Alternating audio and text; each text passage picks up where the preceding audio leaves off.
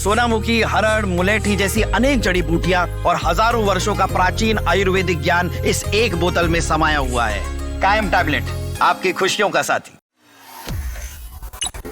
फाल्गुन मास की पूर्णिमा की रात होने वाला होलिका दहन भारतीय परंपरा में बुराई पर अच्छाई की जीत का प्रतीक माना जाता है। इसी के अगले दिन रंगों का त्योहार होली मनाई जाती है। मान्यता है कि विधि विधान से होलिका दहन करने पर घर परिवार की नकारात्मक ऊर्जा समाप्त होती है और सुख समृद्धि का आगमन होता है। लेकिन बहुत से लोगों को सही पूजा पद्धति और नियमों की पूरी जानकारी नहीं होती। ऐसे में अगर आप भी इस बारे में पूरे विधि विधान से होलिका दहन करना चाहते हैं तो इसके लिए कुछ जरूरी बातों का ध्यान रखना बेहद आवश्यक है।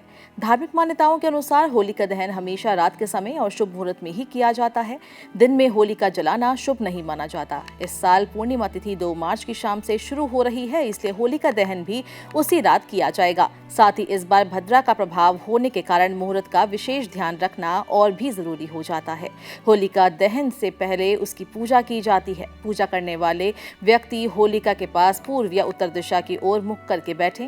पूजन सामग्री में जल से भरा लोटा, रोली, अक्षत पुष्प, माला, कच्चा सूत, गुड़, साबुत हल्दी, मूंग, बताशे, गुलाल, नारियल और नई फसल के धान जैसे गेहूं और चने की बालियां शामिल की जाती है। ये नई फसल समृद्धि और उन्नति का प्रतीक मानी जाती है।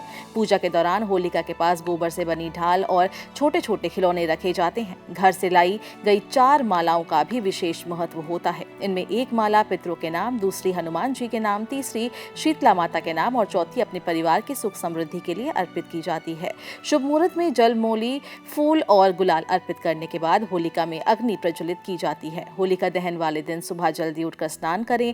व्रत का संकल्प लेना चाहिए। जिस स्थान पर होलिका दहन होता है उसे पहले साफ कर ले और सभी पूजन सामग्री एकत्र कर ले। इसके बाद होलिका और भक्त प्रहलाद का प्रतीक स्थापित कर भगवान नरसिंह का स्मरण करें। अग्नि प्रज्वलित होने के बाद पूरे परिवार के साथ होलिका की परिक्रमा करें और परिक्रमा करते समय गेहूं, जौ, चने की बालियां और उपले अग्नि में अर्पित किए जाते हैं। मान्यता है कि होलिका की अग्नि के दर्शन करने के बाद ही भोजन करना चाहिए।